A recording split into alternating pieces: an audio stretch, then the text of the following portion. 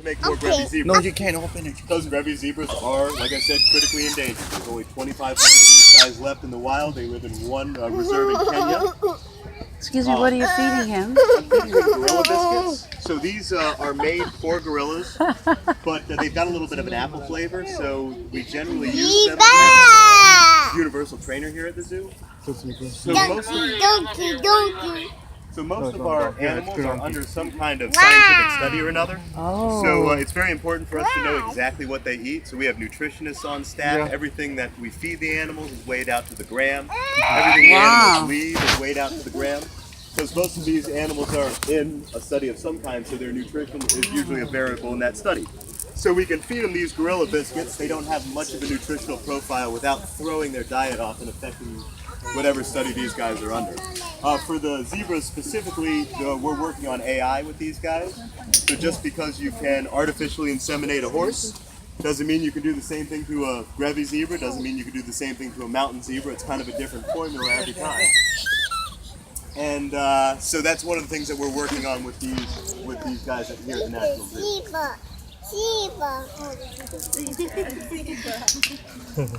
What are you doing with that? With this or this? Both. Okay, so this is a target pole, and this is a clicker, and this is a reward, and this is how we train most of the animals in the National Zoo. We do operant conditioning. So we're looking for behaviors that we want to emphasize and emphasizing them, right? So what I want him to do is to touch his nose to the end of this target pole. When he does that, I click, right? And that's like saying good dog. But because we have lots of people that train every one of the animals, we all need to say that exactly the same way. So that's why we have a clicker. So, you know, I might say good dog different than you do, but if we all say it differently, we need consistency to make these guys trained properly. So again, operant conditioning, we reward behavior we want and we ignore behavior that we don't want. So it's a very effective way to train animals and people. His name is Moyo. So Moyo means heart. If you look right on his chest, he's got a little heart marking right there. That's what we named him after. Do you know how to spell it by any chance? It's M-U-Y-O. Thank No you. problem. Where on his chest? Hey Moyo, pick your head up for everybody and show them off your markings. He said no. Yeah. Sometimes you gotta give him a little time. He lost the tongue. Oh, there it is on his heart. Thank you. No You're problem. not a dog. But you notice I'm making sure that he touches his nose to this target before I click and reward. If he doesn't touch it, then he doesn't get a reward. We need to make sure that these guys are doing exactly what we want them to do because this is a very dangerous animal. We can never get in the enclosure with him. Oh, you can? These guys are not hurting animals. They're very territorial. They live by themselves, so they're used to taking on things like lions, but, you know, without any aid. So they're very, very tough. I got the heart for you. So this Biggin, He didn't find his tree. he'll find it. He's got a good nose, right? So I don't want to make him mad because he would smash all of us into little bits. Okay, no. So these guys are a no-joke animal. You know, we're never allowed to get in here, and that's one of the reasons why we use this target pole. This way I can manipulate him around his exhibit, so if I was worried they was hurt or something overnight, I can bring him to the edge, and the vets can take a good look at him without us having to anesthetize to knock him down, which, you know, is a stressful event for all of us involved. Oh, so we can't like pet it or anything? You Like cannot pet it, you will lose your fingers. Wow. Right? These guys, they don't just, you know, they don't nip. They are serious about taking care of, you know, they stomp and they bite and they, So could you train it for it to not bite you? no. So these guys, they're in their nature to be territorial, right? So this is an animal that you'll never, ever be comfortable with, right? It's not a domesticated animal. They're very, very, very aggressive. And you can tell. What He's about 8 years old. what about if you raise it from a baby? He was raised from a baby by people, and he's very, very mean. And the last one that we had was even worse. You know, we used to have 2 males, and the other male that we had, Gamu, we just sent him off to Michigan a few months ago to make more Grevy zebras. He was extraordinarily aggressive. We couldn't even keep him and do this type of exercise with him because he'd knock this fence down and take us all out. Can you put another zebra in there, or do they have to all be alone? They are solitary animals in the wild, right? So they do not live in herds and they do not tolerate other zebras around. We try occasionally to make coalitions of these grevy zebras, but it's difficult. So it's really not something that happens very often. So these are solitary animals.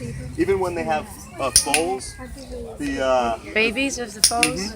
even when they have babies, they're only going to be, one mother and baby. They're not going to be in herds, and they're used to taking on lions and stuff like that to support. Yeah. So you said this is a grevy zebra? Yep. Are all zebras in general solitary, or is it No, grevies? it's specific to the grevies, right? These guys are very different than most other zebras, so just because they have stripes doesn't necessarily mean they're related to each other. So yeah, most other zebras are herding animals. Okay, Grevies are and that's herding. what I've been familiar with seeing before. Yeah, no, Yes. you might be, and so I mean that goes into like the stripes. You figure that the stripes may be to break up their pattern or for predators, but because these guys are solitary animals, Yeah. We Is there a think- different theory then for stripes for yeah, these guys? exactly. So we're thinking that stripes might have more to do with fly prevention than actual, breaking up their pattern. Because you notice there's not very many flies bothering the sky. Right. Almost all of our other animals around here, like the antelope up front, flies all over them. A lot of hoofstock or a lot of the antelope have stripes on their legs. And, they might not be related to zebras, and a lot of stripes on ears. And Right. it So- might have a lot to do with. Yeah, different evolution has shown that for some reason there's an advantage. You got it. Yeah, and it might have something to do with like fly prevention because you get a lot of there are horse manufacturers that are making like striped eye guards for horses and ear guards, and so there might be something to that. So is it close to a horse? No, they're actually closer related to a donkey than a horse. And like if you look at him, he's got those big ears like a donkey. He's kind of shaped like a donkey, not like a horse. He fights like a donkey. They fight with their front feet like a donkey does. And if you hear like the loudest donkey noise that you've ever heard in your entire life, that's these guys, right? You can hear them Mommy. straight across the park. Don't you do it. Do what? A donkey noise? No. You wouldn't have nothing on him. Anybody else have any questions about this guy? Can you ride it? No, not at all. He'd kill you. Right? So these guys. I was in the sun and I couldn't see. The second most injuries of any animal that's kept alive. I wasn't gonna do it. I wouldn't do it in front of everybody. So, and that's why we're working with AI with these guys. If we could Excuse me, mommy. hit that AI Excuse me, process, mommy. then we wouldn't have to ship these guys across the country to make more grevy zebras. It would be much easier for us to do it, and that's important for us because there's only 2,500 of these guys left in the wild. So we want to have a good captive population of these guys as a security deposit or as a security measure. There's 2,500 of them. So here at the National Zoo, we work with the American Zoological Association Species Survival Program. And we're a bachelor This building is 7 facility, so we'll minutes hold long. males until they get a breeding recommendation, and then we'll send them to another park. Then they breed and they come back. Artificial insemination. So that's like making a baby without having two animals actually getting together, right? So, which is important because then we don't have to ship the animal all the way across the country, which is difficult for us to do. You imagine loading this guy in a trailer, it's no fun.